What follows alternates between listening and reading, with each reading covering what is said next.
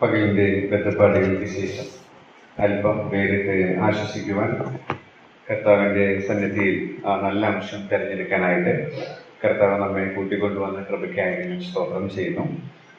കഴിഞ്ഞ നാളുകളിൽ പ്രാർത്ഥനയിൽ ഓർത്ത എല്ലാവർക്കും കർത്തൃനാമത്തിൽ നന്ദി അറിയിക്കുന്നു.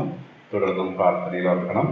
കർത്താവ് അനുവദിക്കുകയാണെങ്കിൽ കർത്താവിൻ്റെ വരവ് താമസിക്കുന്നുവെങ്കിൽ അടുത്ത ആഴ്ചയോടുകൂടെ ഈ പഠനം അവസാനിപ്പിക്കാനായിട്ട് ഞാൻ ആഗ്രഹിക്കുന്നു. കർത്താവിൻ്റെ എല്ലാ കൃപകൾക്കായിട്ടും ഞാൻ കർത്താവിന് സ്തോത്രം ചെയ്യുന്നു. യൂദയുടെ ലേഖനം, അതിൽ നിന്നുള്ള സന്ദേശങ്ങൾ നമ്മുടെ ആത്മീക ജീവിതത്തിൻ്റെ പുഷ്ടിക്കായിട്ടുള്ളത് കണ്ടെത്തിയത് നിങ്ങളായിട്ട് പങ്കിടുക മാത്രമാണ് ചെയ്തത്. ഒരു സവിസ്തരമായിട്ടുള്ള പ്രതിവാക്യമായിട്ടുള്ള ഒരു പഠനമൊന്നുമല്ല. ഞാൻ മനസ്സിലാക്കുന്ന കാര്യങ്ങൾ, ഞാൻ അനുസരിക്കാനായിട്ട് ശ്രമിക്കുന്ന കാര്യങ്ങൾ, അത് ഒന്ന് ക്രമത്തിൽ നിങ്ങളുടെ അടുത്ത് പകർന്നു തന്നു എന്ന് മാത്രമേ ഉള്ളൂ. വരും ദിവസങ്ങളിൽ ഈ പറഞ്ഞിരിക്കുന്ന പ്രമാണങ്ങൾ നമ്മൾ ഗൗരവമായി എടുക്കുന്നുവെങ്കിൽ നമ്മുടെ ക്രിസ്തീയ ജീവിതം പുഷ്ടിപ്പെടും എന്നുള്ളതിന് യാതൊരു സംശയവുമില്ല. അതിൻ്റെ അനുഭവസ്ഥനാണ് ഞാൻ. ഇന്നത്തെ വിചിന്തനത്തിനായിട്ട് നമ്മൾ ചിന്തിക്കുന്നത് പോലെ അവസാന ഭാഗത്തെത്തിയിരിക്കുന്നു. 17 മുതൽ 22 വരെയുള്ള വാക്യങ്ങളാണ്. ഉപസംഹാരമായി ഭാഗത്തേക്കാണ് നമ്മൾ വന്നുകൊണ്ടിരിക്കുന്നത്. യൂദ 17 മുതൽ 23 വരെയുള്ള വാക്യങ്ങൾ നമുക്ക് വായിക്കാം.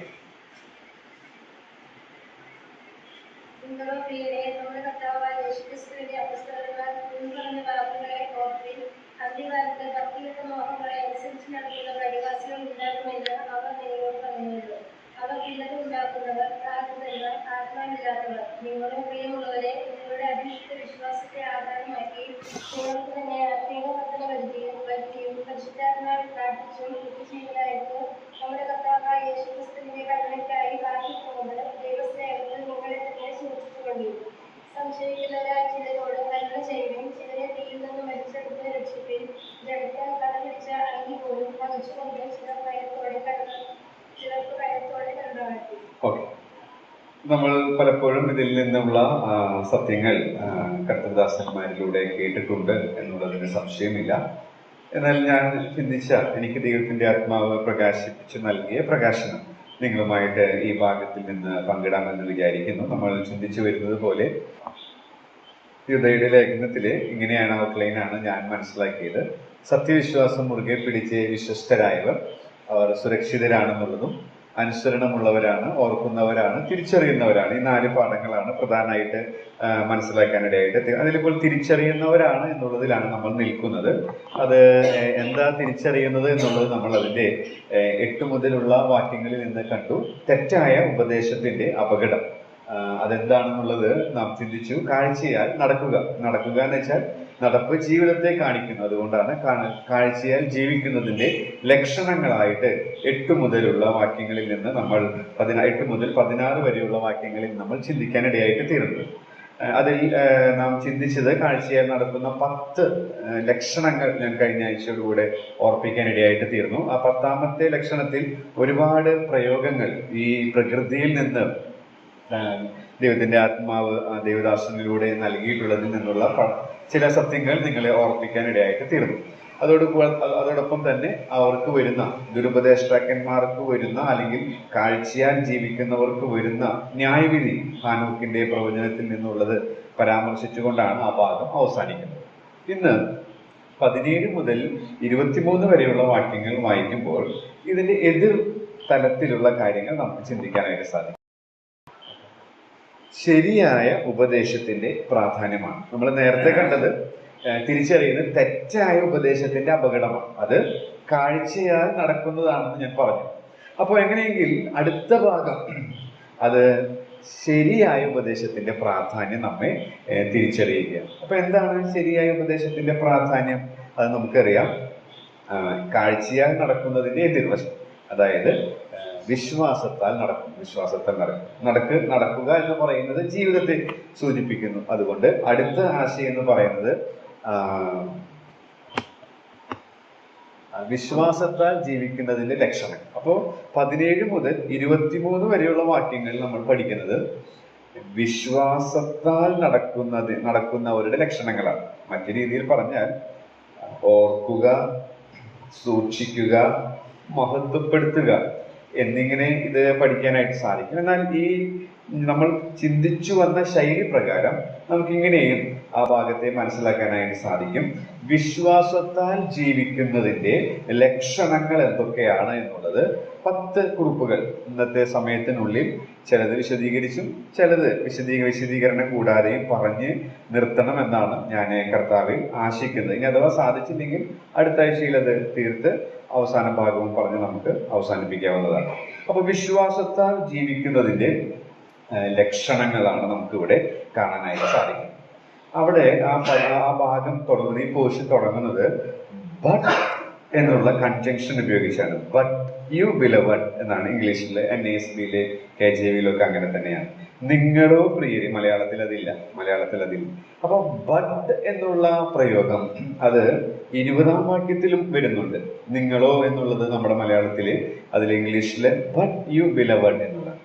ബട്ട് എന്നുള്ള ആ പദം 3 അക്ഷരങ്ങളെ ഉള്ളെങ്കിലും മൂലഭാഷയിലും അതുണ്ട്. അപ്പോ ഒരു അർത്ഥം ദൈവത്തിന്റെ ആത്മാവ് നമ്മെ പഠിപ്പിക്കുന്നുണ്ട്. ബട്ട് എന്ന് പറയുന്നത് ഇംഗ്ലീഷിൽ നമുക്കറിയാം, it use to connect ideas that contrast എന്ന് വെച്ചാൽ വിപരീതങ്ങളായ ആശയങ്ങളെ ബന്ധിപ്പിക്കാനായിട്ട് ഉപയോഗിക്കുന്ന ഒരു പദമാണ് ബട്ട്, എന്നാൽ എന്നുള്ള പദം. അപ്പൊ ഇവിടെ ബട്ട് യു ബിലവഡ് എന്നാണ്. നമ്മുടെ മലയാളത്തിൽ അതില്ലെങ്കിലും ശരിക്കും അതുണ്ട്. അപ്പൊ എന്നാൽ എന്നുള്ള പദം എന്താ സൂചിപ്പിക്കുന്നത്? വിപരീതാശയങ്ങൾ. എന്താ വിപരീതാശയങ്ങൾ? നമുക്കറിയാം, മുകളിൽ നമ്മൾ ചിന്തിച്ചത് കാഴ്ചയാൽ നടക്കുന്നവരുടെ ലക്ഷണങ്ങളാണ്.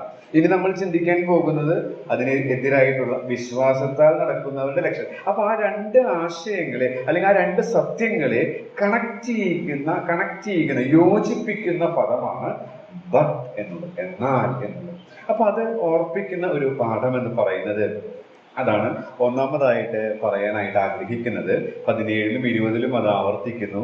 വേർപെട്ട ജീവിതം നയിക്കും. വിശ്വാസത്താൽ നടക്കുന്ന ഒരു വ്യക്തി, വിശ്വാസത്താൽ ജീവിക്കുന്ന ഒരു വ്യക്തി അവന്റെ ജീവിതത്തിന്റെ ഉടനീളം അല്ലെങ്കിൽ സമസ്ത മേഖലകളിലും കൃത്യമായ വ്യക്തമായ വേർപാട് അനുഷ്ഠിക്കുന്നവനായിരിക്കും.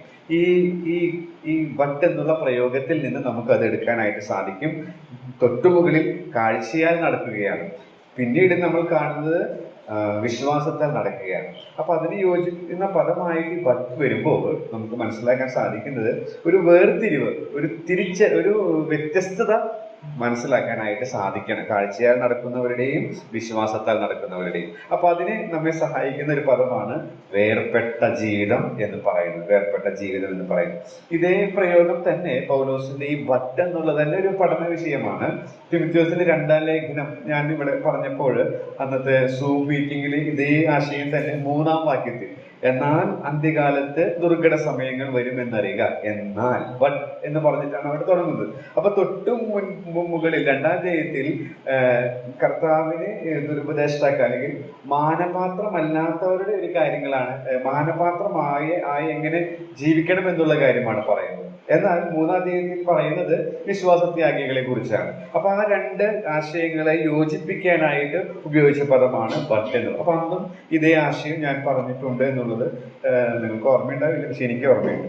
അപ്പോൾ വിപരീത ആശയങ്ങളെ തമ്മിൽ ബന്ധിപ്പിക്കുകയാണ്. അപ്പൊ അതിൽ നിന്നൊരു പാഠം നമുക്ക് പഠിക്കാൻ സാധിക്കുന്നു. ഒരു വ്യത്യസ്തത സത്യവിശ്വാസം മുറുകെ പിടിക്കുന്ന, വിശ്വാസത്താൽ ജീവിക്കുന്നു എന്ന് അവകാശപ്പെടുന്ന നമ്മിൽ നിന്ന് ഉണ്ടാകേണ്ടത് ആവശ്യമാണ്. വേറെ രീതിയിൽ പറഞ്ഞാൽ, നമ്മെ കാണുമ്പോൾ തന്നെ വിശ്വാസത്തിൽ ആരോഗ്യമുള്ളവരാണ് എന്നുള്ളത് മറ്റുള്ളവർക്ക്, നമ്മോട് ഇടപെടുന്നവർക്ക് മനസ്സിലാക്കാൻ സാധിക്കും. നാം വിശ്വാസത്താൽ ആരോഗ്യമുള്ളവരാണ്, അല്ലാതെ തളർന്നും നിരാശപ്പെട്ടും കലങ്ങിയും കുഴങ്ങിയും ജീവിക്കുന്നവരല്ല എന്നുള്ളത് നമ്മോട് ഇടപെടുന്നവർക്ക് മനസ്സിലാക്കാനായിട്ട് സാധിക്കണം എന്നുള്ളത് ഞാൻ ഇവിടെ നിന്ന് പറയാനായിട്ട് ആഗ്രഹിക്കുകയാണ്. കൂടുതൽ അത് വിശദീകരിക്കുന്നില്ല. വേർപെട്ട ജീവിതത്തിന്റെ എല്ലാ അതിർവരമ്പുകളും ലംഘിക്കപ്പെട്ടുകൊണ്ട് ജീവിതം നയിക്കുന്ന വിശ്വാസികളുടെ കാലഘട്ടത്തിലാണ് ഞാനും നിങ്ങളും ജീവിക്കുന്നത്. അതിന്റെ മധ്യത്തിൽ ദൈവം നമ്മെ കുറിച്ച് ആഗ്രഹിക്കുന്നത് വേർപെട്ട ജീവിതം. നമ്മളാക്കിയിരിക്കുന്ന തൊഴിലിടങ്ങളിലും നമ്മളാക്കിയിരിക്കുന്ന കുടുംബ കുടുംബത്തിലും സമൂഹത്തിലും ഒക്കെ ഇവനിൽ വ്യത്യസ്തതയുണ്ട്. മറ്റുള്ളവർ ചെയ്യുന്നത് പോലെയുള്ള കാര്യങ്ങൾ ഇവൻ ചെയ്യുന്നില്ല.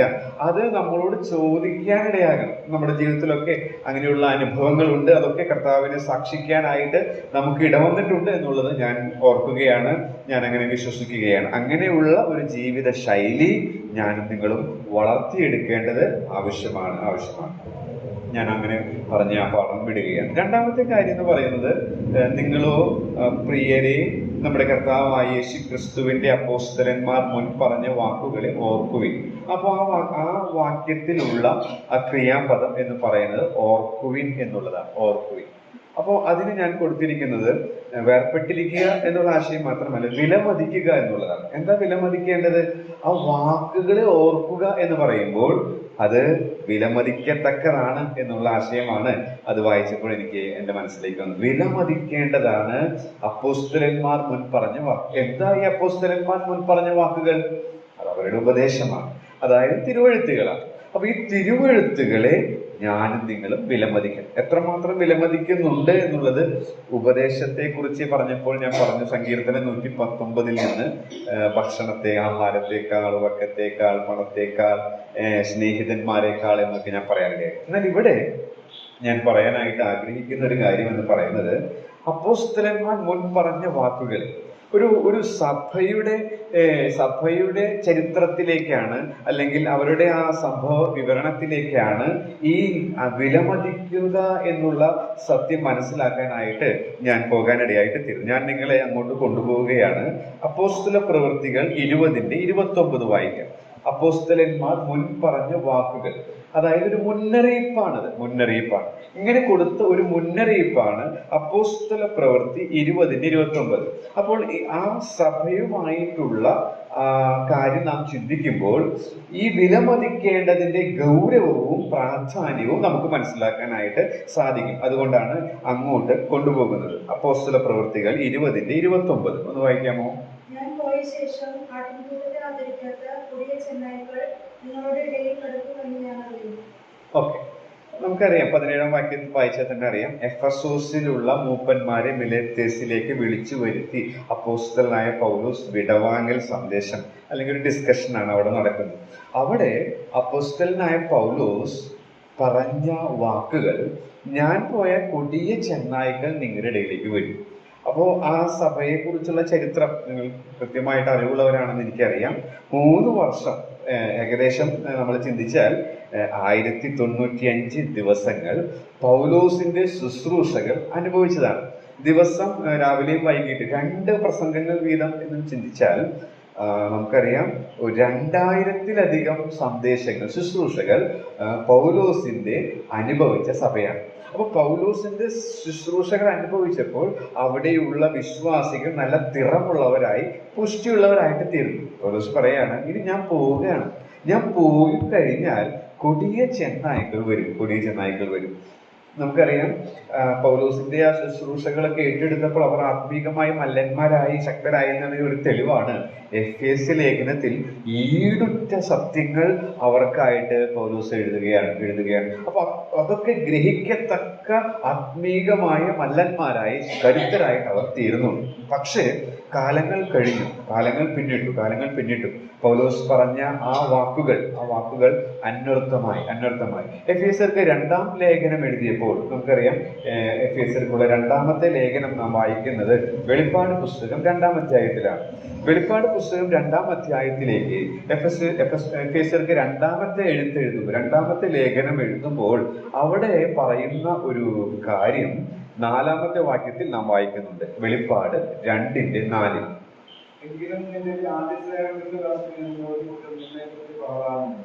ആദ്യ സ്നേഹം വിട്ടുകളഞ്ഞു എന്നൊരു കുറ്റം നിന്നെ കുറിച്ച് പറയാനുണ്ട്. മാത്രമല്ല, 2-ാം വാക്യം വായിച്ചാൽ ഇവർ അപ്പോഴും എങ്ങനെയുള്ളവരാണ്? ഈ ആദ്യ സ്നേഹം വിട്ടുകളഞ്ഞ് മുന്നോട്ട് പോകുമ്പോഴും അവർ എങ്ങനെയുള്ളവരാണെന്നുള്ളത് 2:2 നാം വായിക്കുന്നുണ്ട്. 2:2 വെളിപ്പാട് 2:2.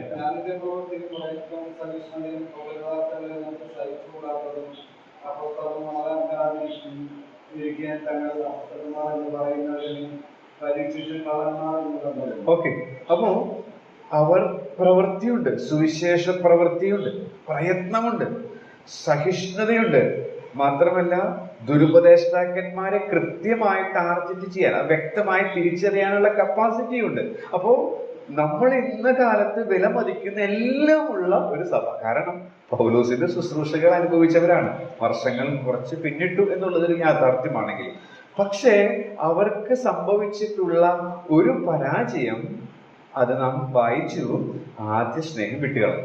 അപ്പൊ നമ്മൾ വിചാരിക്കും സുവിശേഷം അറിയിക്കണം, അതുപോലെ തന്നെ ദുരുപദേഷ്ടാക്കന്മാർക്കൊക്കെ പോരാടണം, അതൊക്കെ നല്ല കാര്യങ്ങളാണ്. കർത്താവ് അത് എടുത്തു പറയുന്നു, അവർ അപ്രീഷിയേറ്റ് ചെയ്യുന്നു. പക്ഷേ അങ്ങനെയുള്ളപ്പോഴും കർത്താവിനോട് സ്നേഹമില്ല. ഇനി അതത്ര വലിയ ഗൗരവമുള്ളതാണ്. അതെ, അതാണ് അടുത്ത വാക്യത്തിൽ നമുക്ക് കാണാനായിട്ട് സാധിക്കുന്നത്. 5-ാമത്തെ വാക്യം, വെളിപ്പാട് 2:5. ഏതിൽ നിന്ന് വീണിരിക്കുന്നു എന്നോർത്ത് മാനസാന്തരപ്പെട്ട് ആദ്യത്തെ പ്രവൃത്തി ചെയ്യുക. അല്ല ഞാൻ വരികയും നീ മാനസാന്തരപ്പെടാനായി നിന്റെ നിലവിളക്ക് അതിന്റെ നിലയിൽ നിന്ന് നീക്കുകയും ചെയ്യും. അപ്പൊ എല്ലാ ആക്ടിവിറ്റീസുകളും ഉണ്ട്, പക്ഷേ സ്നേഹമില്ല. കർത്താവിനോട് ക്വാളിറ്റി ടൈം സ്പെൻഡ് ചെയ്യുന്നില്ല. പിന്നെ എങ്ങനെയാതൊക്കെ നടക്കുന്നത്? ഇത് പൗലോസിൽ നിന്ന് പഠിച്ചിട്ടുണ്ട്, പിന്നെ എല്ലാ ആഴ്ചയിലും ശുശ്രൂഷകൾ കേൾക്കുന്നുണ്ട്. അപ്പൊ ഒരു യാന്ത്രികമായി ഇതെല്ലാം ഭംഗിയായി വളരെ വെൽ പ്രിപ്പയർഡായി പ്ലാനായി അറേഞ്ച് ചെയ്ത് ഇങ്ങനെ യാന്ത്രികമായിട്ട് പോവുകയാണ്. നല്ല ഉപദേശനിശ്ചയം എല്ലാം ഉണ്ട്, പക്ഷെ ഗൗരവമുള്ള, കർത്താവ് വിലമതിക്കുന്ന ഒന്നും അവിടെ ഇല്ല. കർത്താവ് പറയുകയാണ്, അത് എത്രമാത്രം ഗൗരവമുള്ളതാണെന്ന് അറിയാമോ? വീണിരിക്കുന്നു. നമുക്കറിയാം, ഒരു സഹോദരനോ ഒരു സഹോദരിയോ പാപത്തിൽ വീണുപോയി എന്ന് പറയുമ്പോഴുള്ള ആ ഗൗരവം, അതേ ഗൗരവം തന്നെയാണ് ഈ സ്നേഹം കുറഞ്ഞതിൽ കർത്താവ് കാണുന്നത്. വീണുപോയിരിക്കുന്നു. അപ്പോ മാത്രമല്ല, മാനസാന്തരപ്പെട്ട് വരേണ്ട വലിയൊരു പ്രശ്നം തന്നെയാണത്. അതിനേക്കാൾ ഗൗരവം ആ സഭയെ അവിടെ നിന്ന് നീക്കത്തക്ക രീതിയിലുള്ള ഗൗരവമായ കുറ്റമാണ്. ഇന്ന് നമ്മുടെ ഇടയിൽ ഇങ്ങനെയുള്ള ജീവിതത്തിന്റെ പ്രാധാന്യത്തിന് ഒരു വിലയുമില്ല. ബാഹ്യമായ ആക്ടിവിറ്റീസുകളിലാണ് ആത്മീകമായിട്ടുള്ള ചൈതന്യമുള്ളത്, ശക്തിയുള്ളത്, അല്ലെങ്കിൽ വളരെ ആക്റ്റീവായ ചർച്ച എന്നുള്ളതാണ് ആളുകൾ ചിന്തിക്കുന്നത്. അത് അത്യാവശ്യമാണ്, അത് വളരെ അത്യാവശ്യമാണെന്നുള്ളത് യാഥാർത്ഥ്യമാണെങ്കിലും അതിനേക്കാൾ പ്രാധാന്യമുള്ളതാണ് കർത്താവിനോടുള്ള ഇന്റിമസി, കർത്താവുമായിട്ടുള്ള ക്വാളിറ്റി ടൈം കർത്താവുമായി ക്വാളിറ്റി ടൈം ചെലവഴിക്കുന്നവർ ഈ ആക്ടിവിറ്റീസ് ഒക്കെ ചെയ്യണം.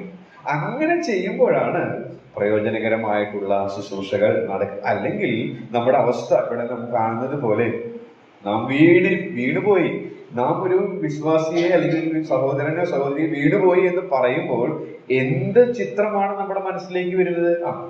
നിസ്സാരമായിട്ടാണ് എടുക്കുക, അല്ല, അത് വളരെ ഗൗരവമായിട്ടുള്ള അല്ലെങ്കിൽ വളരെ മോശമായിട്ടുള്ള ഒരു കാര്യമായി നാം കണക്കാക്കുന്ന അതേ ഗൗരവം കർത്താവിനോടുള്ള ഇന്റിമസി കുറയുന്നതിൽ നമുക്ക് കാണാൻ സാധിക്കുന്നുണ്ടോ? അത് കണ്ട് മാനസാന്തരപ്പെടാൻ സാധിക്കുന്നുണ്ടോ? കർത്താവ് പറയുകയാണ്, ആ സഭയെ തന്നെ ഞാൻ നീക്കിക്കളയും എന്നുള്ളത്. അപ്പൊ ഞാൻ ഇവിടെ പറയാൻ ശ്രമിച്ച കാര്യം എന്താണെന്നറിയുമോ? അപ്പോസ്തലന്മാർ മുൻ പറഞ്ഞ വാക്കുകളെ ഓർപ്പിൻ എന്ന് പറഞ്ഞു. പൗലോസ് പറഞ്ഞിട്ടുണ്ട്, യോഹന്നാനും പത്രോസ് ഇവരൊക്കെ പറഞ്ഞിട്ടുണ്ട്. അതെല്ലാം എടുക്കുന്നില്ല, പക്ഷെ ഒരു ദൃഷ്ടാന്തം നിങ്ങളുടെ ശ്രദ്ധയിലേക്ക് കൊണ്ടുവന്നതാണ്. മുൻ പറഞ്ഞ വാക്കുകളെ നാം വിലമതിക്കുന്നില്ലെങ്കിൽ, വളരെ ഗൗരവമായിട്ട് എടുക്കുന്നില്ലെങ്കിൽ നമുക്ക് പരാജയം സംഭവിക്കും. പൗലോസിന്റെ ശുശ്രൂഷകൾ അനുഭവിച്ചാലും നല്ല ശക്തമായ ശുശ്രൂഷകൾ കേട്ടാലും നാം കർത്താവുമായി ക്വാളിറ്റി ടൈം ചെലവഴിക്കുന്നില്ലെങ്കിൽ, കർത്താവുമായിട്ട് ഇന്റിമസി കീപ്പ് ചെയ്യാനായിട്ട് നമ്മൾ ശ്രമിക്കുന്നില്ലെങ്കിൽ തീർച്ചയായിട്ടും പരാജയപ്പെടും എന്നുള്ളതിന് യാതൊരു സംശയവുമില്ല. അപ്പോൾ ഇവിടെ ഞാൻ പറയാനായിട്ട് ശ്രമിച്ച കാര്യം എന്ന് പറയുന്നത്, അപ്പോസ്തലന്മാർ മുൻ പറഞ്ഞ വാക്കുകളെ നമ്മൾ വിലമതിക്കുന്നില്ലെങ്കിൽ, വിലമതിക്കുന്നവരുടെ ലക്ഷണമാണ് അവരുമായിട്ട് ക്വാളിറ്റി ടൈം ചെലവഴിക്കും. നമുക്ക് കർത്താവുമായിട്ട് ക്വാളിറ്റി ടൈം ചെലവഴിക്കാനായിട്ട് സാധിക്കുന്നുണ്ടോ?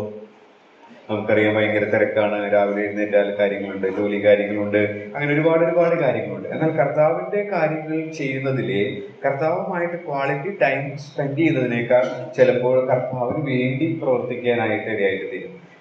ഞാൻ അതെന്നെ മനസ്സിലാക്കി തന്നത് അബ്രഹാമിന്റെ ജീവിതമാണ്. ഇന്ന് അനേകർ കർത്താവിന് വേണ്ടി പ്രവർത്തിക്കാൻ ഉത്സാഹിക്കുന്നവരാണ്. എന്നാൽ കർത്താവ് അവരിലൂടെ പ്രവർത്തിക്കുന്നതിൽ അവർ വളരെ ഇൻട്രസ്റ്റഡ് അല്ല. ഞാൻ അത് മനസ്സിലാക്കുന്ന അബ്രഹാമിന്റെ ജീവിതത്തിലാണ്. വിശ്വാസികളുടെ പിതാവാണല്ലോ അബ്രഹാം കർത്താവിന് വേണ്ടി, ദൈവത്തിന് വേണ്ടി ചെയ്തതിന്റെ പ്രൊഡക്റ്റാണ് ഇസ്മായേൽ. അതിന്റെ ഫലമാണ് ഇന്ന് നമ്മൾ പേപ്പറിലും വാർത്താ മാധ്യമങ്ങളിലൂടെയൊക്കെ കണ്ടുകൊണ്ടിരിക്കുന്നത്. എന്നാൽ ദൈവം തന്നിലൂടെ പ്രവർത്തിച്ച പ്രവൃത്തിയാണ് ഇസ്ഹാക്ക് എന്ന് പറയുന്നത്.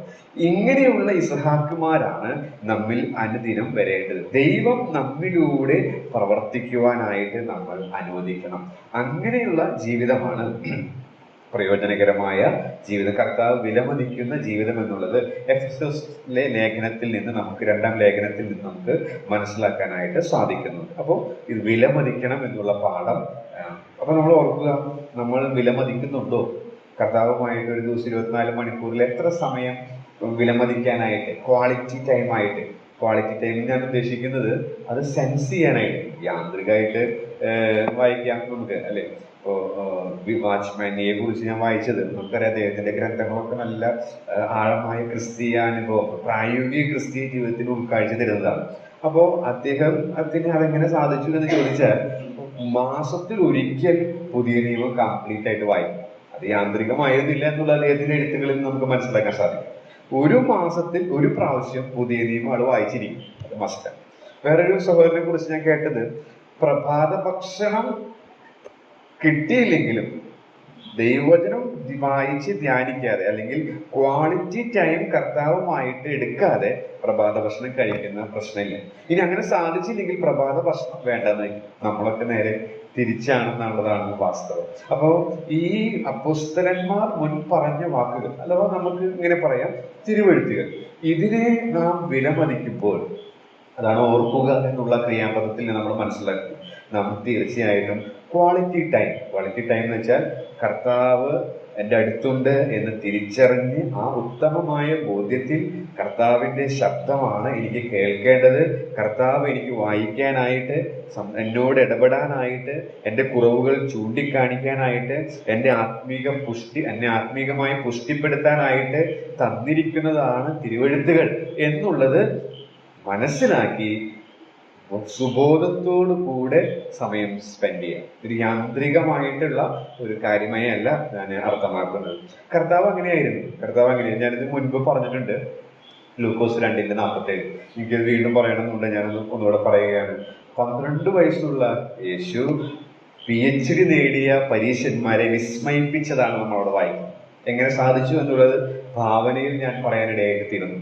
നമുക്കറിയാം, ഒരു 5 വയസ്സ് മുതൽ എടുക്കുകയാണെങ്കിൽ ദിനംതോറും ആ 5 വയസ്സ് സിനഗോഗിൽ ശനിയാഴ്ച ദിവസം അല്ലെങ്കിൽ തിരുവെഴുത്തുകളെ വായിക്കാനായിട്ട് അവർ ഒത്തുകൂടുന്ന ആ വേളയിൽ കേൾക്കുന്ന തിരുവെഴുത്തുകൾ, അന്ന് തിരുവെഴുത്തുകൾ ലഭ്യമല്ല, ചുരുളുകൾ മേടിക്കാനുള്ള പൈസ, സാമ്പത്തിക ശേഷി കർത്താവിന്റെ കുടുംബത്തിനില്ല. അപ്പൊ ആ കേൾക്കുന്ന വചനങ്ങൾ ഉള്ളിൽ സംഗ്രഹിച്ചുകൊണ്ട് 5ഉം 6ഉം 7ഉം 8ഉം 9ഉം 10ഉം 11ഉം 12 വയസ്സ് പിന്നിട്ടപ്പോൾ തൻ തിരുവെഴുത്തുകളിൽ നിശ്ചയമുള്ള തികവുള്ളവനായിട്ട് ആ PhD നേടിയ ആ പരീശന്മാരെയും ശാസ്ത്രിമാരെയും വിസ്മയിപ്പിക്കത്തക്ക രീതിയിൽ തനിക്ക് തിരുവെഴുത്തുകൾ ഉപയോഗിക്കാനായിട്ട് സാധിച്ചു.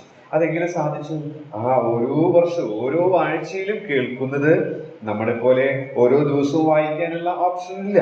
പക്ഷെ അത് സംഗ്രഹിച്ചുകൊണ്ട്, അതിനെ വിലമതിച്ചുകൊണ്ട് മനുഷ്യനായ യേശു ജീവിച്ചു എന്നുള്ളത്, അത് 12 വയസ്സിൽ അത് വെളിപ്പെടുവാനായിട്ട് ഇടയായിട്ട്. നമ്മളും ഈ നേരത്തെ ഞാൻ വാച്ച്മാനിയോട് പറഞ്ഞതുപോലെ നമ്മൾ അദ്ദേഹത്തിന്റെ വിജയകരമായ ക്രിസ്തീയ ജീവിതം, അതുപോലെ നല്ല മറ്റു പുസ്തകങ്ങളുണ്ട്, പരിശുദ്ധാത്മ ശക്തി എങ്ങനെ പ്രാപിക്കാം, അങ്ങനെയൊക്കെയുള്ള ഓരോരോ പുസ്തകങ്ങൾ നമ്മൾ വായിക്കുമ്പോൾ അതിലൊക്കെ വളരെ ആത്മീകമായി നമ്മളെ ത്രസിപ്പിക്കുന്ന ചിന്തകളാണ്.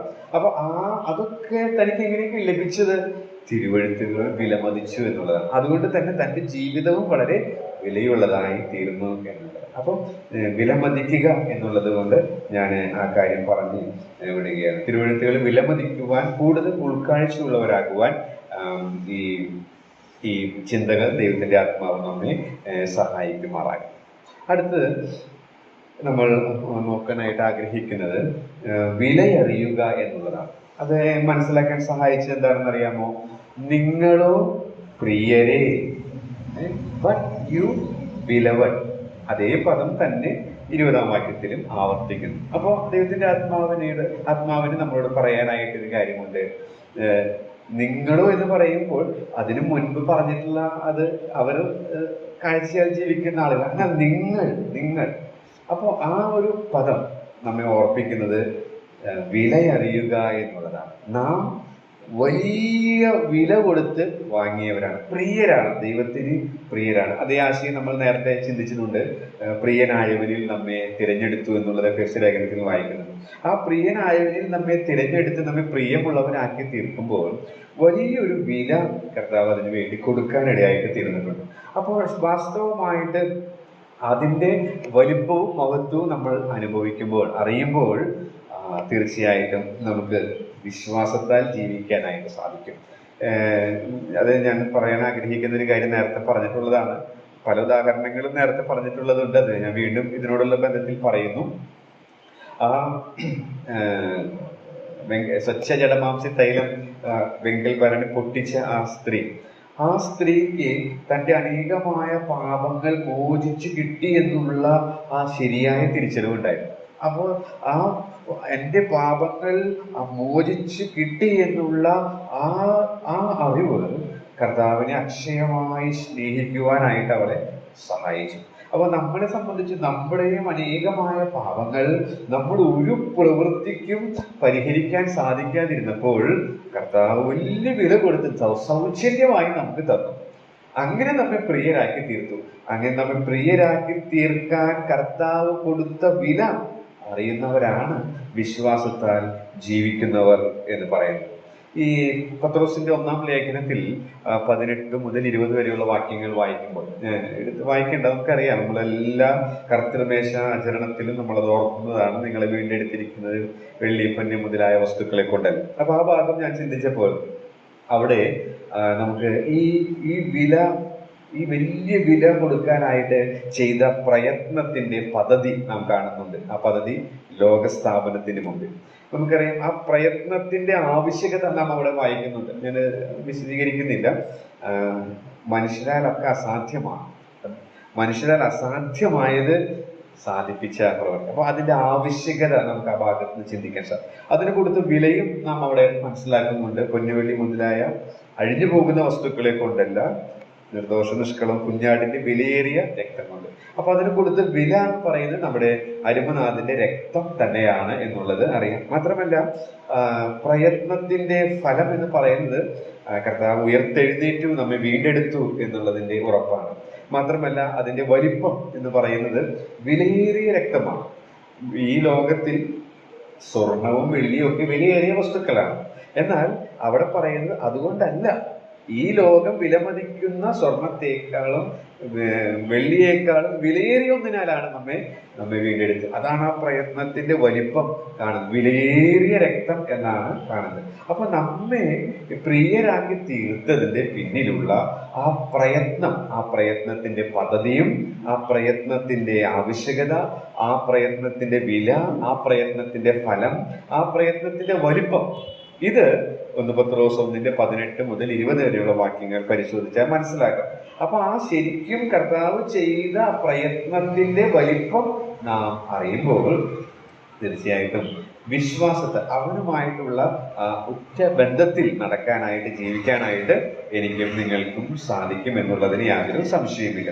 അടുത്തതായിട്ട് മറ്റൊരു കാര്യം നമുക്ക് ഓർക്കാനായിട്ട് സാധിക്കുന്നത് വളരുക എന്നുള്ളതാണ്. വളരുക 20-ാമത്തെ വാക്യത്തിൽ നാം ഇങ്ങനെ വായിക്കുന്നുണ്ട്, നിങ്ങളോ പ്രിയരെ നിങ്ങളുടെ അതിവിശുദ്ധ വിശ്വാസത്തെ ആധാരമാക്കി നിങ്ങൾക്ക് തന്നെ ആത്മീക വർധന വരുത്തുകയും പരിശുദ്ധാത്മാവിൽ പ്രാർത്ഥിച്ചു. അപ്പൊ അടുത്തത് വിശ്വാസത്താൽ നടക്കുന്ന ലക്ഷണം എന്ന് പറയുന്നത് വളരുക, അല്ലെങ്കിൽ അതിവിശുദ്ധ വിശ്വാസത്തെ ആധാരമാക്കി നിങ്ങൾക്ക് തന്നെ ആത്മീക വർധന വരുത്തുക. ആത്മീക വർധന വരുത്തുക ആത്മീകമായിട്ട് വളരുക എന്നുള്ളതാണ്. അതിനു മുൻപ് 18, 19 വാക്യങ്ങൾ പറയുന്നത് അപ്പോസ്തലന്മാർ മുൻ പറഞ്ഞ വാക്കുകളുടെ ഒരു സംക്ഷിപ്തമാണ്.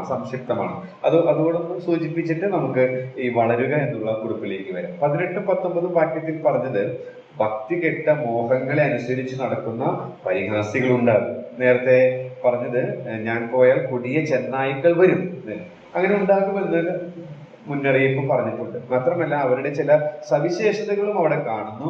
ഭിന്നത ഉണ്ടാക്കുന്നവരും പ്രാകൃതന്മാരും ലൗകികപരമായി ചിന്തിക്കുന്നവരും ആത്മാവില്ലാത്തവരുമാണ്, യഥാർത്ഥമായി രക്ഷിക്കപ്പെടാത്തവരുമാണ്. അപ്പോ ഇങ്ങനെയുള്ള ഒരു കൂട്ടർ ഉണ്ടാകും ദൈവസഭയുടെ ഇടയിൽ. അവരുടെ മോഹങ്ങൾക്ക്, അതായത് നേരത്തെ പറഞ്ഞ പോലെ കാഴ്ചയാൽ ജീവിക്കുന്നവർ, ജഡത്തിനും മനോവികാരങ്ങൾക്കും ഇഷ്ടമുള്ളത് ചെയ്ത് ജീവിക്കുന്നവർ, അങ്ങനെയുള്ളവർ സഭയിലുണ്ടാകും. അങ്ങനെയുള്ളവർ എന്താ ചെയ്യുന്നത്? അവരെയാണ് പരിഹാസികൾ എന്ന് പറയുന്നത്. അവർ ഭിന്നത ഉണ്ടാക്കും. അവരുടെ പിന്നിൽ ആളുകളെ അണിചേർക്കും. പിന്നെ പ്രാകൃതന്മാരായിരിക്കും. അവർക്ക് ലൗകികതയോട് കൂടുതൽ ആസക്തി ഉണ്ടായിരിക്കും. മാത്രമല്ല അവർ ശരിക്കും രക്ഷിക്കപ്പെട്ടവരുമല്ല എന്ന്.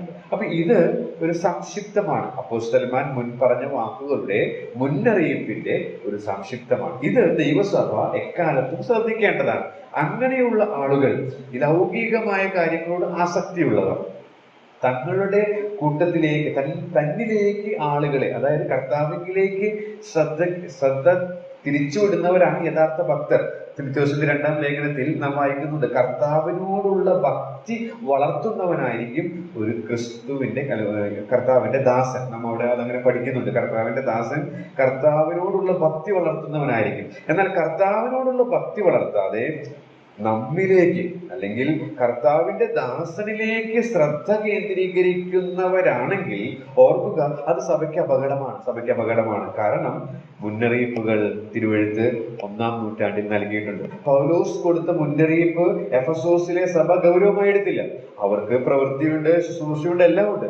പക്ഷേ അവരറിയാതെ തന്നെ അവരുടെ ആദ്യ സ്നേഹം വിട്ടുപോയി.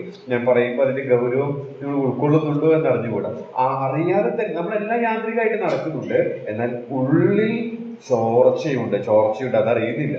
കർത്താവ് ഗൗരവമായിട്ട് അത് ഇടപെട്ടത് നമ്മൾ മനസ്സിലാക്കണം. അപ്പോ മുൻ പറഞ്ഞ വാക്കുകൾ ഇത് നാം ഗൗരവമായിട്ട് എടുക്കേണ്ടതാണ്. പ്രത്യേകിച്ച് സഭാ നേതൃത്വം ഇങ്ങനെയുള്ള വ്യക്തികൾ നമ്മുടെ സഭകളിൽ വരുമ്പോൾ, അല്ലെങ്കിൽ അങ്ങനെയുള്ള പ്രവണത നമ്മിൽ തന്നെ വരുമ്പോൾ, അങ്ങനെയുള്ളവരെ ഗൗരവമായ രീതിയിൽ കാണുവാനായിട്ട്, അല്ലെങ്കിൽ അവർക്ക് വേണ്ടി ഇടിവിൽ നിൽക്കുവാനായിട്ട്, കരയുവാനായിട്ട്, അവർ ശരിയായ രീതിയിലുള്ള പാന്താവിലേക്ക് വരുവാൻ, കർത്താവിന് വേണ്ടി പ്രയോജനപ്പെടുവാനായിട്ട് നാം അവർക്ക് വേണ്ടി ഇടിവിൽ നിൽക്കേണ്ടത് ആവശ്യമാണ് എന്നുള്ളത് പറഞ്ഞ് ഞാൻ ആ ഭാഗം വിടുകയാണ്. വളരുക. അപ്പോൾ വളരുക എന്ന് പറയുമ്പോൾ അതിവിശുദ്ധ വിശ്വാസത്തെ ആധാരമാക്കിയായിരിക്കും, അല്ലാണ്ട് നമുക്ക് തോന്നിയ പ്രകാരമുള്ള വളർച്ചയല്ല ഇവിടെ പറഞ്ഞിരിക്കുന്നത്. നമ്മുടെ പവിത്രമായ ഒരു തർജ്ജമയിൽ, ഞാനൊരു ആധുനിക തർജ്ജമ ഞാൻ വാങ്ങാനിടയായിട്ട് തീരുന്നു. അതിൽ വായിച്ചത് പവിത്രമായ വിശ്വാസത്തിന്റെ അടിസ്ഥാനത്തിൽ നിങ്ങളുടെ ജീവിതങ്ങളെ നിങ്ങൾ പൂർവാധികം ഉറപ്പോടെ പണിതുയർത്തും. അങ്ങനെയാണ് ആ വാക്യം. നമ്മുടെ പവിത്രമായ വിശ്വാസത്തിന്റെ അടിസ്ഥാനത്തിൽ, നമ്മളിവിടെ പറയുന്ന അതിവിശുദ്ധ വിശ്വാസത്തെ അടിസ്ഥാനമാക്കിയിട്ട് പൂർവാധികം ഉറപ്പോടെ പണിതുയർത്തുക. അപ്പോൾ വളരുന്നവരായിരിക്കണം. എന്താ വളർച്ച എന്ന് പറയുന്നത്? വളർച്ച നമുക്കറിയാം, നാം ആയിരിക്കുന്ന അവസ്ഥയിൽ നിന്ന് പുരോഗതി പ്രാപിക്കുന്നതാണ് വളർച്ച. നാം ആയിരിക്കുന്ന അവസ്ഥയിൽ നിന്ന് ഡെവലപ്മെന്റ് ഉണ്ടാകുന്നതാണ് വളർച്ച എന്ന് പറയുന്നത്. അപ്പോൾ ആത്മീക വളർച്ചയും ആത്മീക ജീവിതത്തിലും ഒരു ഡെഫിനിഷൻ ഇങ്ങനെയാണ്: അകത്തെ മനുഷ്യനിലുള്ള വളർച്ച. ആത്മീക വളർച്ച ഈസ് ഈക്വൽ ടു അകത്തെ മനുഷ്യനിലുള്ള വളർച്ച എന്ന് വെച്ചാൽ നമ്മുടെ സ്വഭാവത്തിലും നമ്മുടെ കാഴ്ചപ്പാടിലും മനോഭാവത്തിലുള്ള വളർച്ച. നമ്മുടെ സ്വഭാവത്തിൽ, നമ്മുടെ കാഴ്ചപ്പാടിൽ, നമ്മുടെ മനോഭാവത്തിലുള്ള വളർച്ച. ഇതിൽ നാം ശ്രദ്ധ കേന്ദ്രീകരിക്കണം. നാം ഇതിൽ ശ്രദ്ധ കേന്ദ്രീകരിക്കാതെ മറ്റു കാര്യങ്ങളിൽ ഏർപ്പെടുന്നതാണ് നമ്മൾ ശരിയായ രീതിയിൽ വളർച്ച പ്രാപിക്കാത്തത്. അഥവാ നമുക്കറിയാം, ഈ 21-ാം വാക്യത്തിൽ നാം വായിക്കുന്നത്, ഈ 20-21 പ്രധാനപ്പെട്ട ക്രിയാപദം മൂലഭാഷയിൽ 21-ന്റെ അവസാനത്തിൽ നാം കാണുന്നു, ദൈവസ്നേഹത്തിൽ നിങ്ങളെ തന്നെ സൂക്ഷിച്ചുകൊള്ളുക. അപ്പൊ സൂക്ഷിച്ചു കൊള്ളുവാനായിട്ട് ചെയ്യേണ്ട കാര്യങ്ങളാണ് ആത്മീക വർധന വരുത്തണം, പരിശുദ്ധാത്മാവിൽ പ്രാർത്ഥിക്കണം, കർത്താവിന്റെ വരവിനായിട്ട് കാത്തിരിക്കണം എന്നുള്ളത്. അതാണ് കറക്റ്റ് ആയിട്ടുള്ള നമ്മുടെ എക്സ്പോസിഷൻ എന്ന് പറയുന്നത്. ഇതേ കാര്യം തന്നെ മത്തായി സുവിശേഷം 28-ന്റെ 19 കാണുന്നുണ്ട്. അതൊന്ന് വായിക്കാം. മത്തായി സുവിശേഷം 28-ന്റെ 19 നമുക്ക് അറിവുള്ളതാണ്. കൽപ്പനയായിട്ട് നാം കാണുന്നു. പക്ഷെ നമ്മൾ ഒരു കാര്യത്തിൽ മാത്രം ഫോക്കസ് ചെയ്ത് കാലങ്ങൾ അനേകം മുന്നോട്ട് പോയി എന്നുള്ളതാണ് ഒരു വസ്തുത. മത്തായി 28:19. ആകയാൽ നിങ്ങൾ പുറപ്പെട്ട് പിതാവിന്റെയും പുത്രന്റെയും പരിശുദ്ധാത്മാവിന്റെയും നാമത്തിൽ സ്നാനം കഴിപ്പിച്ചു ഞാൻ നിങ്ങളോട് കൽപ്പിച്ചതൊക്കെ പ്രമാണിക്കാൻ തക്കവണ്ണം ഉപദേശിച്ചുകൊണ്ട് സകല ജാതികളെയും ശിഷ്യരാക്കിക്കൊള്ളി. ഓക്കെ, ഈ വാക്യത്തിലെ പ്രധാന ക്രിയാപദം വെർബ് എന്ന് പറയുന്നത് ശിഷ്യരാക്കുക എന്നുള്ളതാണ്. ബാക്കിയൊക്കെ പാർട്ടിസിപ്പിൾ ആണ്. പ്രധാനപ്പെട്ട ക്രിയാപദം നമ്മൾ ഇവിടെ വായിച്ചതുപോലെ ദൈവസ്നേഹത്തിൽ നിങ്ങളെ തന്നെ സൂക്ഷിക്കുക എന്നുള്ളതാണ് പ്രധാന ക്രിയാപദം. അതിന് സപ്പോർട്ട് ചെയ്യുന്നതാണ് മറ്റ് ക്രിയാപദങ്ങൾ എന്ന് പറയുന്നത്. അതേപോലെ തന്നെയാണ് ഈ വാക്യത്തിലും ശിഷ്യരാക്കുക എന്നുള്ളതാണ് കൽപ്പന. ശിഷ്യരാക്കാനായിട്ട് നമ്മൾ പുറപ്പെടണം, ശിഷ്യരാക്കാനായിട്ട് നമ്മൾ സ്നാനപ്പെടുത്തണം, ശിഷ്യരാക്കാനായിട്ട് നമ്മൾ ഉപദേശിക്കണം. പക്ഷെ നമ്മൾ ഇത് തന്നെയായിരുന്നു നമ്മൾ ഫോക്കസ് ചെയ്യുന്നത്. എന്നാൽ കാലങ്ങൾ കഴിഞ്ഞപ്പോൾ പുറപ്പെടുക, അറിയിക്കുക എന്നുള്ളതിൽ മാത്രം തൃപ്തരായി. അതിന്റെ പരിണിത ഫലം എന്ന് പറയുന്നത് രൂപം കൊള്ളുന്ന സഭകളിൽ ശിഷ്യത്വത്തിന്റെ പാഠങ്ങളില്ല.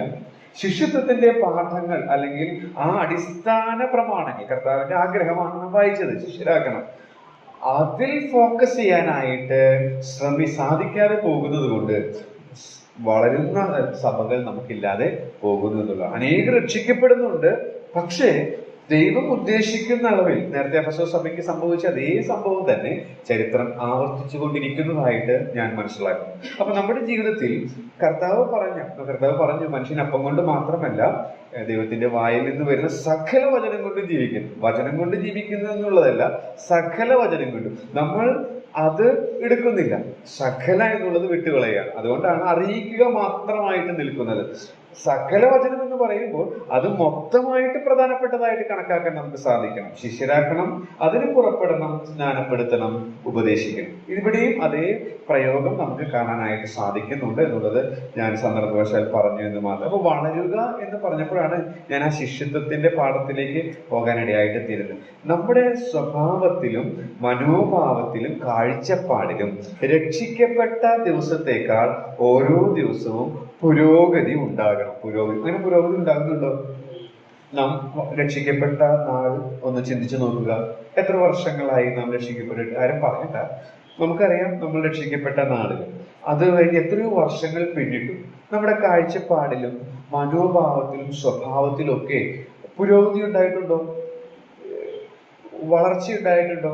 പണ്ട് തോൽപ്പിക്കപ്പെട്ടുകൊണ്ടിരുന്ന അതേ പാപങ്ങളിലും ഇപ്പോഴും നമ്മൾ അടിമകളാണോ? നമ്മുടെ കോപത്തിൽ നമ്മൾ ജയിക്കാൻ സാധിക്കുന്നുണ്ടോ? ഞാൻ ഈ ദിവസങ്ങളിൽ ദൈവവചനം ധ്യാനിച്ചപ്പോൾ എടുത്തൊരു തീരുമാനം പാലിക്കാനായിട്ട് ശ്രമിക്കുന്നത് യാക്കോബിന്റെ ലേഖനത്തിൽ ഒരു വാക്യം എന്നെ ചിന്തിപ്പിച്ചു. അപ്പോൾ അത് സാധിക്കുന്നില്ല, മിക്കപ്പോഴും പരാജയമാണെങ്കിൽ ആഗ്രഹമാണ്, ശ്രമിക്കുകയാണ്. 3:2 യാക്കോബ് 3:2 നാം എല്ലാവരും പലതിലും തെറ്റിപ്പോകും. വളരെ പച്ചയായ യാഥാർത്ഥ്യം യാക്കോബ് പറയാറ്. ഒരുത്തൻ വാക്കിൽ തെറ്റാതിരുന്നാൽ അവൻ ശരീരത്തെ മുഴുവനും കടിഞ്ഞാണിട്ട് നടത്തുവാൻ ശക്തനായി സൽഗുണപൂർത്തിയുള്ള പുരുഷനാകും. അപ്പോ നമുക്കറിയാം ഈ ബുദ്ധ സന്യാസം അവരുടെയൊക്കെ ഷോർട്സുകൾ, ഈ അവരുടെ ഫിലോസഫി ഒക്കെ നമുക്ക് കാണാൻ സാധിക്കും. അപ്പൊ അവരൊക്കെ അവകാശപ്പെടുന്ന അവരുടെ നാവിനെയൊക്കെ നിയന്ത്രിക്കാൻ അവർക്ക് സാധിക്കുന്നു എന്നുള്ളതാണ്. പക്ഷെ നമുക്കറിയാം തിരുവഴുത്ത് നമ്മൾ പൂർണ്ണമായിട്ട് വിശ്വസിക്കുന്ന അങ്ങനെ ഒരു മനുഷ്യനും സാധിക്കുകയില്ല. ചിലപ്പോൾ ചില സന്ദർഭങ്ങളിൽ സാധിക്കുമായിരിക്കും, എന്നാൽ ചില പൊട്ടിത്തെറിയുള്ള അനുഭവങ്ങളൊക്കെ വരുമ്പോൾ അവരും കൺട്രോളൊക്കെ പോകുന്നതായിട്ടുള്ളതായിരിക്കാം യാഥാർത്ഥ്യം തിരുവഴുത്തുകളുടെ അടിസ്ഥാനത്തിൽ. എന്നാൽ കർത്താവ് പറയുകയാണ്, ദൈവത്തിന്റെ ആത്മാവ് പറയുകയാണ്, അങ്ങനെ സാധിച്ചാൽ, നാവിനെ കൺട്രോൾ ചെയ്യാനായിട്ട് സാധിച്ചാൽ നമ്മൾ പെർഫെക്റ്റ് ആണ്, സൽഗുണപൂർത്തി, മെച്യൂർഡാണ്, നാം വളർന്നുകൊണ്ടിരിക്കുന്നവരാണ് എന്നുള്ളതിന്റെ. അപ്പൊ ഞാൻ ഈ പരമാവധി നാവിനെ കൺട്രോൾ ചെയ്യാനായിട്ട് സാധിക്കണേ എന്നുള്ളൊരു ഉത്കടമായ ആഗ്രഹമാണ്. കഴിഞ്ഞ ആഴ്ചയിലെ ഒരു ദിവസം രാവിലെ ധ്യാനിച്ച ഈ ഭാഗത്ത് നിന്നപ്പോൾ എടുത്തൊരു തീരുമാനം എന്ന് പറയുന്നത്. പലപ്പോഴും ഇതിൽ പരാജയപ്പെടുകയാണ്, പക്ഷെ നമ്മൾ തോറ്റ് പിന്മാറുകയില്ല. നമ്മുടെ ലക്ഷ്യം വിരുദ്ധനായിട്ട് ഓടുക എന്നുള്ളതാണ്. വളരണം. സ്വഭാവത്തിലും കാഴ്ചപ്പാടിലും മനോഭാവത്തിലും അതിവിശുദ്ധ വിശ്വാസം നമുക്ക് നൽകിയിട്ടുണ്ട്. അത് മതിയായതാണ്, നമ്മുടെ വളർച്ചയ്ക്ക് അത് മതിയായതാണ്. ജോൺസൺ ചേട്ടൻ ഈ എബ്രായ ലേഖനം എടുത്തപ്പോൾ എപ്പോഴും ഊന്നി ഊന്നി ഞങ്ങളോടൊക്കെ പറയിപ്പിക്കുന്നതാണ് വിശ്വാസം വിശ്വാസം വിശ്വാസം എന്ന് പറയും. അപ്പോൾ താൻ പറഞ്ഞ ഡെഫിനിഷനും മനോഹരമാണ്. ദൈവത്തിന്റെ സർവശക്തിയിലും ആ പരമാധികാരത്തിലും ആശ്രയിക്കുക. അത് തന്നെ നമ്മുടെ സ്വഭാവത്തിന്റെയും കാഴ്ചപ്പാടിന്റെയും മനോഭാവത്തിന്റെ വളർച്ചയ്ക്ക് മതിയായതാണ്. പക്ഷേ അതിന് വരുന്നുണ്ടോ വളരുന്നുണ്ടോ എന്നുള്ളത് നാം ഒന്ന് വിലയിരുത്തേണ്ടത് ആവശ്യമാണ്. ഇന്നും ഞാൻ ഉദാഹരണം വീണ്ടും എടുക്കുകയാണ്. 2ാം ക്ലാസ്സിൽ തന്നെയാണോ? 2ാം ക്ലാസ്സിൽ നിന്ന് 3ാം ക്ലാസ്സിലേക്ക് നമ്മൾ എന്ന് കടക്കും? എന്ന് നമ്മുടെ ആ പാസ് റിസൾട്ട് പ്രഖ്യാപിക്കുമ്പോൾ, ഓരോ വർഷത്തിന്റെയും റിസൾട്ട് നമ്മൾ കണക്കാക്കുമ്പോൾ ജയിച്ചതായിട്ട് നമുക്ക് എന്ന് പറയാനായിട്ട് സാധിക്കും? നമ്മൾ പറയാനായിട്ട് കർത്താവ് ആഗ്രഹിക്കുന്നുണ്ട്. അതിനുള്ള എല്ലാ റിസോഴ്സസും കർത്താവ് തന്നിട്ടുണ്ട്. അത് നാം ഗൗരവപൂർവ്വം എടുക്കുന്നുവെങ്കിൽ തീർച്ചയായിട്ടും സാധിക്കും എന്നുള്ളതിന് യാതൊരു സംശയവുമില്ല. നമുക്കറിയാം, ഈ വളർച്ച എന്ന് പറയുമ്പോൾ യോഹന്നാന്റെ ലേഖനം നാം ചിന്തിക്കുമ്പോൾ എങ്ങനെയാ വളർച്ച, ആർക്കാ വളരാൻ സാധിക്കുക, എങ്ങനെ വളരാം എന്നുള്ളതൊക്കെ നമുക്ക് കാണാനായിട്ട് സാധിക്കും 2ാം അധ്യായത്തിൽ. ഞാനത് അതിലേക്ക് പോകാനായിട്ട് ആഗ്രഹിക്കുന്നില്ല. അപ്പോൾ 4ാമത്തെ കുറിപ്പും അവിടെ വിടുകയാണ്. അടുത്തതായിട്ട് പറയുന്നത് നമ്മളവിടെ വായിക്കുന്നത് ഇങ്ങനെയാണ്: നിങ്ങളോ പ്രിയരെ, നിങ്ങളുടെ അതിവിശുദ്ധ വിശ്വാസത്തെ ആധാരമാക്കി നിങ്ങൾക്ക് തന്നെ ആത്മീക വർധന വരുത്തണം. അതായത് നമ്മൾ ആത്മീകമായിട്ട് വളരണം.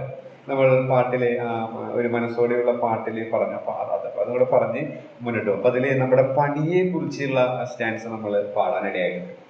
അപ്പോൾ ഈ വളരുക എന്ന് പറയുന്നത് പണിയോടുള്ള ബന്ധത്തിൽ, ഇംഗ്ലീഷിൽ ശരിക്കും പറയുന്നത് building yourself upon your most holy faith എന്നാണ്. ബിൽഡിങ്, ഒരു കെട്ടിട നിർമ്മാണത്തോടാണ് നമ്മുടെ ആത്മീക വളർച്ചയെ ഇവിടെ താരതമ്യപ്പെടുത്തിയിരിക്കുന്നത്. Building yourself upon your most holy faith. അപ്പോൾ നമ്മുടെ ആത്മീക വളർച്ചയെ കെട്ടിട നിർമ്മാണത്തോടാണ് താരതമ്യപ്പെടുത്തിയിരിക്കുന്നത്. അപ്പോൾ ആ പണി അടിസ്ഥാനം സ്ട്രോങ് അല്ലെങ്കിൽ പണി കൊളായിത്തീരും. നമുക്കറിയാം, ഇവിടെ അടിസ്ഥാനം എന്ന് പറയുന്ന അതിവിശുദ്ധ വിശ്വാസത്തെ ആധാരമാക്കി. അപ്പോൾ അതിവിശുദ്ധ വിശ്വാസം നമുക്ക് നൽകിയിട്ട് എല്ലാവർക്കും ഒരുപോലെയാണ് നൽകിയിരിക്കുന്നത്. അതിനെ ബേസ് ചെയ്താണ് ഫൗണ്ടേഷൻ. അതിനെ ബേസ് ചെയ്താണ് നമ്മൾ ബിൽഡിംഗ് പണി. അപ്പൊ പണി എങ്ങനെയുള്ളതാണെന്നുള്ളത് പാട്ടിൽ നമ്മൾ പാടി. മരം പുല്ല് വൈക്കോലാണെങ്കിൽ ആ പണി വേണം.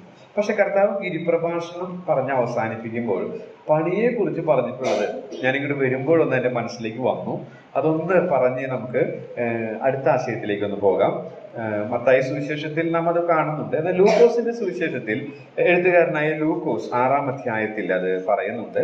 6:48 വാക്യം എങ്ങനെ പണിയണം അഥവാ എങ്ങനെ വളരണം എന്നുള്ളത് നമുക്ക് അവിടെ കാണാനായിട്ട് സാധിക്കും. മത്തായി സുവിശേഷം 6:48.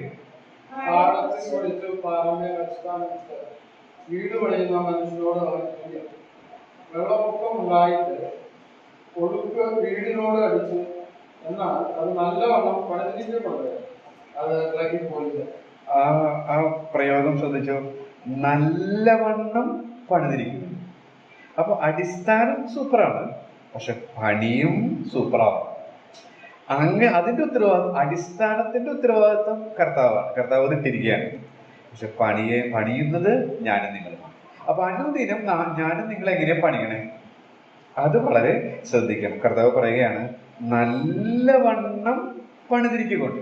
അപ്പൊ നമ്മുടെ പണി എങ്ങനെയായിരിക്കണം? നല്ലവണ്ണം പണിയണം. കർത്താവ് നമ്മെ സഹായിക്കട്ടെ. വളരുക, ആത്മീകമായിട്ട് വളരുക. ബിൽഡിങ് യുവർ സെൽഫ് എന്നുള്ളതാണ്. നാം പണിക്കാരാണ്. നമ്മുടെ അകത്തെ മനുഷ്യന്റെ വളർച്ചയെ പണിയോട് ഉപയോഗിച്ചിരിക്കുകയാണ്. അടിസ്ഥാനം എല്ലാവർക്കും ഒരുപോലെയാണ്, എന്നാൽ എല്ലാവരും പണിയുന്നത് ഒരുപോലെയല്ല. കാരണം ആരൊക്കെയാണോ ഈ പണിയെ ഗൗരവമായിട്ട് എടുക്കുന്നത്, ബുദ്ധിയുള്ള മനുഷ്യനെ കുറിച്ചാണ് നമ്മൾ വായിച്ചത്. അവർ നല്ലവണ്ണം പണിയുമ്പോൾ മൂഢരായ മനുഷ്യർ, വിശ്വാസികൾ തന്നെ, അവരുടെ പണി വളരെ പരിതാപകരമായ അവസ്ഥ. അപ്പൊ നമ്മുടെ പണി എങ്ങനെയുള്ളതാണ്, നമ്മുടെ വളർച്ച എങ്ങനെയുള്ളതാണ് എന്ന് വിലയിരുത്താനായിട്ട് ദൈവത്തിന്റെ ആത്മാവ് നമ്മെ സഹായിക്കും. അടുത്തതായിട്ട് പരിശുദ്ധാത്മാവിൽ പ്രാർത്ഥിച്ചു എന്നുള്ളതായിരുന്നു 20ാം വാക്യത്തിന്റെ അവസാനത്തിൽ നാം കാണുന്നത്. അപ്പോ അത് പറയാനായിട്ട് ആഗ്രഹിക്കുന്നത് വെളിച്ചമുള്ളവരാകുക എന്നുള്ളതാണ്. വെളിച്ചമുള്ളവരാകുക. എന്താ അങ്ങനെ പറയാൻ കാരണം? നമുക്കറിയാം, തിരുവെഴുത്തുകൾ നമുക്ക് നൽകിയിട്ടുണ്ട്. അതിൽ നിന്ന് നമ്മൾ മനസ്സിലാക്കി അതിൽ നിന്നുള്ള സത്യങ്ങൾ കേട്ട് നല്ലവണ്ണം നമ്മൾ പണിയും. നേരത്തെ ഞാൻ പറഞ്ഞു, കഴിഞ്ഞ മുമ്പത്തെ ആഴ്ച, വിശ്വാസം കേൾവിയാലും കേൾവി ക്രിസ്തുവിന്റെ വചനത്താലും വരും.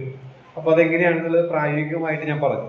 നമ്മൾ തിരുവെടുത്ത് വായിക്കുമ്പോൾ ദൈവത്തിന്റെ ആത്മാവ് അത് നമ്മളിലേക്ക്, ആ ആത്മാവിന്റെ ശബ്ദം നമ്മൾ കേൾക്കുകയാണെങ്കിൽ അത് നമ്മൾ വിശ്വാസം ഉൽപ്പാദിപ്പിക്കും. അങ്ങനെ വിശ്വാസം ഉൽപ്പാദിപ്പിക്കുമ്പോൾ നമ്മൾ തീർച്ചയായിട്ടും ദൈവത്തിന്റെ ഇഷ്ടം അറിയാനും അത് അവനോട് അറിയിക്കുന്നവരായിട്ട് തീരും. അതാണ് ഇവിടെ പരിശുദ്ധാത്മാവിൽ പ്രാർത്ഥിക്കുക. പരിശുദ്ധാത്മാവാം ദൈവം രേഖപ്പെടുത്തി തന്നിരിക്കുന്ന തിരുവെഴുത്തുകളിൽ നിന്ന് പരിശുദ്ധാത്മാവ് എന്ത് ആഗ്രഹിക്കുന്നുവോ അതും പറയാനായിട്ട് നമ്മെ പ്രാപ്തിപ്പെടുത്തുന്നത് അവൻ തന്നെയാണ്. അപ്പൊ അതിന് നമുക്ക് വെളിച്ചമുള്ളവരായിട്ട് നമ്മൾ തീരും. ഒരു വില്യം മക്ഡൊണാൾഡാണ് എഴുതിയിരിക്കുന്നത്. അത് സൂര്യപ്രകാശത്തോടാണ് താൻ ഈ ഭാഗത്തെ താരതമ്യപ്പെടുത്തിയിരിക്കുന്നത്.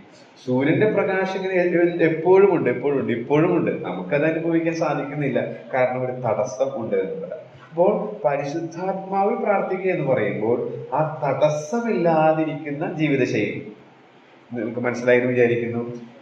പാപം വരുമ്പോൾ ആ നീതി സൂര്യന്റെ ആ ശോഭ നമ്മിലേക്ക് വരുന്നത് തടയപ്പെടും. നീതി സൂര്യന്റെ കുഴപ്പം കൊണ്ടല്ല, നീതി സൂര്യൻ എന്നും കത്തിച്ചൊലിച്ച് നിൽക്കുകയാണ്. അവൻ വെളിച്ചം നൽകാൻ സന്മനസ്സുണ്ട്, പക്ഷേ ആ വെളിച്ചം നമ്മിലേക്ക് വരുന്നില്ല. കാരണം തടസ്സം എന്തോ ആ സൂര്യനും നമുക്കും ഇടയിലുണ്ട് എന്നുള്ളതാണ്. അപ്പൊ നമുക്ക് അങ്ങനെ ഇടയിൽ തടസ്സമുണ്ടാകുമ്പോൾ വെളിച്ചം ലഭിക്കുകയില്ല. അപ്പൊ വെളിച്ചമില്ലെങ്കിൽ കർത്താവ് ആഗ്രഹിക്കുന്നത് പോലെ അവനോട് സംസാരിക്കുവാൻ, കൂട്ടായ്മ ബന്ധം പുലർത്താൻ നമുക്ക് സാധിക്കും. അതുകൊണ്ടാണ് പരിശുദ്ധാത്മാവിൽ പ്രാർത്ഥിക്കുക. അപ്പൊ നേരത്തെ പറഞ്ഞതുപോലെ ആ പണിക്ക് ആവശ്യമായിട്ടുള്ള വെളിച്ചം, ശക്തി ലഭിക്കുന്നത് പ്രാർത്ഥനയിലൂടെ. അതുകൊണ്ടാണ് അത് അടുത്തടുത്ത് പറയാനായിട്ട് ഇടയായിട്ട് തീർന്നത്. ഒരു എഴുത്തുകാരൻ രേഖപ്പെടുത്തിയിരിക്കുന്നത് ഇങ്ങനെയാണ്: മുട്ടിന്മേൽ നിൽക്കുന്നവന് നിവർന്നു നിൽക്കുന്നവനേക്കാൾ കൂടുതൽ കാണാൻ കഴിയും. മുട്ടിന്മേൽ നിൽക്കുന്നവനെ നിവർന്നു നിൽക്കുന്നവനേക്കാൾ കൂടുതൽ കാണാനായിട്ട് കഴിയും. അപ്പൊ ഞാനും നിങ്ങളും വാസ്തവമായി ആ നീതി സൂര്യന്റെ മുഖശോഭ, നമ്മുടെ മലയാളത്തിൽ പ്രഭാത കീർത്തനങ്ങൾ, എന്നിലുദിക്കണമേ ക്രിസ്തേശുവേ എന്നീതിയും സൂര്യൻ, മനോഹരമായ നാഗർ സാഹിബിന്റെ പാട്ടാണ്. നമുക്ക് പ്രഭാതത്തിൽ നമുക്ക് എപ്പോഴും പാടാം അത്. അപ്പൊ അതിൽ തന്നെ വളരെ മനോഹരമായിട്ട് ഇത് പറയുന്നുണ്ട്. അത് പാടുമ്പോൾ തന്നെ ഒരു ചൈതന്യം നമുക്ക് വരുന്നുണ്ട്. അപ്പൊ ആ ശോഭ നമ്മിലേക്ക് എപ്പോഴും ലഭ്യമാണ്. പക്ഷേ നമ്മുടെ കയ്യിലിരിപ്പ് മോശമാകുമ്പോൾ അതിൽ തടസ്സങ്ങൾ നേരിടുന്നു. അങ്ങനെയുള്ളവരാകരുത്.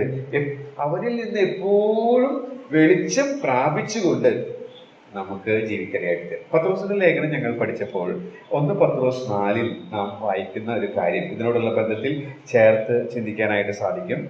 1 പത്രോസ് 4 വരുമ്പോൾ 7 വാക്യം ഞാൻ തന്നെ വായിക്കാം. എന്നാൽ എല്ലാറ്റിന്റെ അവസാനം സമീപിച്ചിരിക്കുന്നു. ആകയാൽ പ്രാർത്ഥനയ്ക്ക് സുബോധമുള്ളവരും നിർമ്മതരുമായിരിക്കും. എല്ലാറ്റിന്റെയും അവസാനം സമീപിച്ചിരിക്കുന്നു അപ്പോസ്തലനായ പത്രോസ് പറയുകയാണ്. അതുകൊണ്ട് ചെയ്യേണ്ട കാര്യം എന്താ? ഓടി നടന്ന എല്ലാ കാര്യം ആക്ടിവിറ്റീസിൽ ചെയ്യാനാണോ പറയണത്? അല്ലല്ല, അത് ചെയ്യണം കേട്ടോ. പക്ഷെ ഇവിടെ പറയുന്നത് ആകയാൽ പ്രാർത്ഥന. പൗലോസ് പറഞ്ഞിട്ടുണ്ട്, സകലത്തിന് മുമ്പേ പ്രാർത്ഥന. തിമോഥെയോസിന്റെ ലേഖനത്തിനായി എന്തുകൊണ്ടാണ് അങ്ങനെ പറയുന്നത്? ഈ വെളിച്ചമുള്ളവരാകുക എന്ന് പറഞ്ഞപ്പോൾ ഈ ഭാഗങ്ങൾ എന്റെ മനസ്സിലേക്ക് വന്നു. അത് മറ്റൊന്നുമല്ല, നമുക്ക് ഒരുപാട് കാര്യങ്ങൾ ചെയ്യാൻ പറ്റില്ല. നമുക്കറിയാം, ഈ ലോകത്തിനുള്ള ആവശ്യം എന്ന് പറയുന്നത് വളരെ വലുതാണ്. നമ്മുടെ കർത്താവിന്റെ മാതൃക തന്നെയാണ്. കർത്താവ് ഈ പദ്ധതികളൊക്കെ ആവിഷ്കരിച്ച് എത്രയോ വർഷങ്ങൾക്ക് ശേഷമാണ് ഭൂമിയിലേക്ക് വന്നത്. ഇനി ഭൂമിയിലേക്ക് വന്നപ്പോഴോ അവൻ ലോകം മുഴുവൻ ഓടി നടക്കുകയായിരുന്നില്ല. പിതാവ് എന്താണ് തന്നെ കുറിച്ച് പറഞ്ഞിരിക്കുന്നത് അത് ശ്രദ്ധാപൂർവം ഓരോ ദിവസവും കേട്ട് തന്നെ ആക്കിയിരുന്ന ആ ചുറ്റുപാടുകളിൽ മാത്രമാണ് ശ്രദ്ധ കേന്ദ്രീകരിച്ചത്. അതായിരുന്നു തന്നെ കുറിച്ചുള്ള ദൈവേഷ്ടം. അതിൽ അവൻ വിശ്വസ്തനായിരുന്നു. ആ പ്രവൃത്തി അവൻ തികയ്ക്കാനിടയായി. അതിന്റെ ഫലം ലോകമെമ്പാടും അതെത്താനിടയായിട്ട് തീർന്നു. നമുക്കും ലോകമെമ്പാടും ഓടി നടന്ന എല്ലാ കാര്യങ്ങളിലും വ്യാപൃതനാകാൻ സാധിക്കില്ല. പിന്നെ എന്ത് സാധിക്കും? അതിനാണ് കർത്താവ് പറയുന്നത്, എല്ലാറ്റിന്റെ അവസാനം വന്നിരിക്കുകയാണ്. നമ്മുടെ അവസരങ്ങളുടെ, നമുക്ക് യോഗത്തിന് വരാൻ സാധിക്കുന്നതിന്റെ, നമുക്ക് സുവിശേഷം അറിയിക്കുന്നതിന്റെ, നമുക്ക് ശിഷ്യരാകും, എല്ലാറ്റിന്റെ അവസാനം. അതുകൊണ്ട് നിങ്ങൾ പ്രാർത്ഥിക്കുക എന്ന് വെച്ചാൽ, അതുകൊണ്ട് ദൈവത്തിന്റെ ഇഷ്ടം നിങ്ങളെ കുറിച്ച് എന്താണ് അത് മനസ്സിലാക്കാനായിട്ട് ശ്രമിക്കുക, അത് ചെയ്യുക. കാരണം അങ്ങും ഇങ്ങും ഓടി ഒരുപാട് കാര്യങ്ങൾ ചെയ്യാൻ നമുക്ക് സമയമില്ല. കാരണം എല്ലാറ്റിന്റെയും അവസാനം അടുത്തിരിക്കുന്നു എന്നുള്ളതാണ്. അപ്പോൾ വെളിച്ചമുള്ളവരാകുക എന്നുള്ളത് കൊണ്ട് അർത്ഥമാക്കുന്നത് എന്നെ കുറിച്ച് എന്താ ഉദ്ദേശിക്കുന്നത്, ഓടി നടന്ന എല്ലാ കാര്യങ്ങളും ചെയ്യുക. ചെറുപ്പത്തിൽ എൻ്റെ ചിന്ത അങ്ങനെയായിരുന്നു. അപ്പൊ ഞാൻ ജിംസോനോട് പോകുമ്പോൾ ഒരു ജംഗ്ഷനിൽ നിന്ന് കഴിഞ്ഞാൽ ഓടി നടന്ന് എല്ലാവർക്കും ട്രാക്ട് കൊടുക്കുകയാണ്. ആ ഏരിയയില് പരമാവധി. അപ്പൊ അതുകൊണ്ട് അദ്ദേഹം എല്ലാവർക്കും കൊടുക്കും, കാരണം ട്രാക്ട് കൊടുക്കാനായിട്ട് എല്ലാവർക്കും ഇഷ്ടമില്ല. അപ്പോ കൊടുക്കുമായിരുന്നു. പിന്നീടാണ് ഞാൻ മനസ്സിലാക്കിയത് അത് ചെയ്യേണ്ടത് ആവശ്യമാണ്. പക്ഷെ ദൈവം നമ്മെ കുറിച്ച് ആഗ്രഹിക്കുന്ന കാര്യം എന്താണോ അതിൽ കോൺസെൻട്രേറ്റ് ചെയ്ത് അതിൽ വ്യാപൃത. കാരണം എല്ലാം ഓടി നടന്ന് ചെയ്യാൻ നമുക്ക് സമയമില്ല. അത് നമ്മെ കുറിച്ച് ആഗ്രഹിക്കുന്നുമില്ല. എന്താണോ നിങ്ങളെ കുറിച്ചുള്ള ദൈവത്തിന്റെ ഇഷ്ടം, ആ പ്രവൃത്തി തികയ്ക്കുക. അതിന് വെളിച്ചമുള്ളവരാണ്, അതിന് പരിശുദ്ധാത്മാവിൽ പ്രാർത്ഥിക്കും, അതിന് തിരുവെഴുത്തുകളിലൂടെ ദൈവത്തിന്റെ ശബ്ദം കേൾക്കണം ഇടയായിട്ട് തീരേണ്ടത് ആവശ്യമാണ്. അടുത്തതായിട്ട് പറയാം വെമ്പുക എന്നുള്ളതാണ്. വെമ്പുന്നതിനുള്ളം എന്ന് ജോയ് ജോൺസാന്റെ ഒരു പാട്ടുണ്ട്.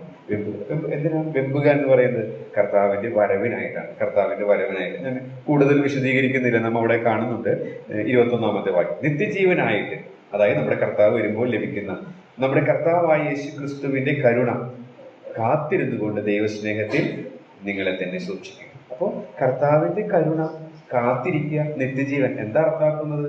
അത് കർത്താവിന്റെ വരവിനെ സൂചിപ്പിക്കുകയാണ്. വരവിനെ സൂചിപ്പിക്കുക. അപ്പോൾ അതിനായിട്ടുള്ളൊരു വെമ്പൽ എന്നിലും നിങ്ങളിലും ഉണ്ടാകേണ്ടത് ആവശ്യമാണ്. കൂടുതൽ അത് വിശദീകരിക്കുന്നില്ല. അടുത്തത് സൂക്ഷിക്കുക, ദൈവസ്നേഹത്തിൽ നിങ്ങളെ തന്നെ സൂക്ഷിക്കുക. അപ്പൊ അതിനെ ഞാൻ കൊടുത്തിരിക്കുന്നത് വസിക്കുക എന്നുള്ളതാണ്. അതായത് ദൈവസ്നേഹത്തിന്റെ പരിധിയുണ്ട് എന്നിലും നിങ്ങളിലും, അത് വിട്ടുപോകാതിരിക്കുക. ഓരോ ദിവസവും ദൈവസ്നേഹത്തിന്റെ പരിധിക്ക് പുറത്ത് ജീവിക്കാതിരിക്കുക. ദൈവസ്നേഹത്തിന്റെ പരിധി, അത് ഈ വാക്യത്തിൽ നിന്ന് തന്നെ വ്യക്തമാണ്. ഒരു തർജ്ജമ എങ്ങനെയാണ്? ദൈവസ്നേഹത്തിന് കടന്നു വന്ന് നിങ്ങൾ അനുഗ്രഹിക്കാൻ കഴിയുന്ന പരിധിക്കുള്ളിൽ എപ്പോഴും ഒരുങ്ങി നിൽക്കുക. എന്നോട് വായിക്കാം.